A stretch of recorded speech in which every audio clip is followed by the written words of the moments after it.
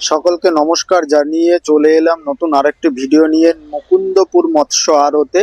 আর এখানে এসেছি আমরা পাবদা মাছ নিতে।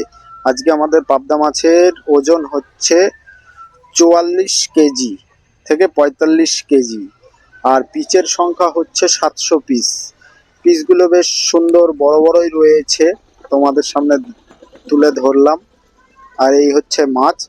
আর কাকু খুব সুন্দরভাবে যত্ন সহকারেই মাছগুলোকে পরিষ্কার করে কাটছে এবং বাছাই করে দিচ্ছে।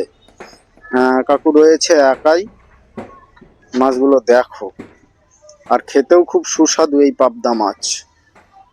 কাকু অনেক সময় ধরেই কাটছে, বসে থেকে থেকে ক্লান্ত হয়ে গেলাম, অধৈর্যও ধরে যাচ্ছে।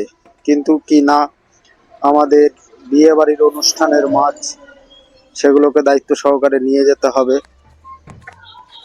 বসেই আছি। কাকু অলরেডি একটা গামলা কেটে ফেলেছে, আর একটা রয়েছে। এটাও আশা রাখি কাকু ঘন্টা খানেকের মধ্যেই কেটে ফেলবে। আর এই কাকু খুব সুন্দরভাবেই মাছ পরিষ্কার করতে পারে, যত্ন সহকারেই করছে।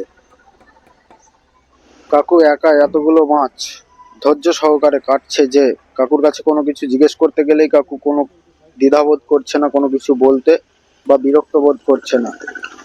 একা একাই খুব সুন্দর ভাবেই যত্ন সহকারে যত্নশীল ভাবেই কেটে চলেছে মাছ।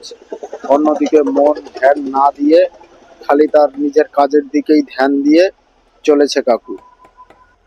এই জায়গাটি হচ্ছে মুকুন্দপুর, নদিয়া জেলা, নবদ্বীপ শহর থেকে কিছুটা এবং ভালুকার থেকে কিছুটা পরে, মাঝখানেই রয়েছে।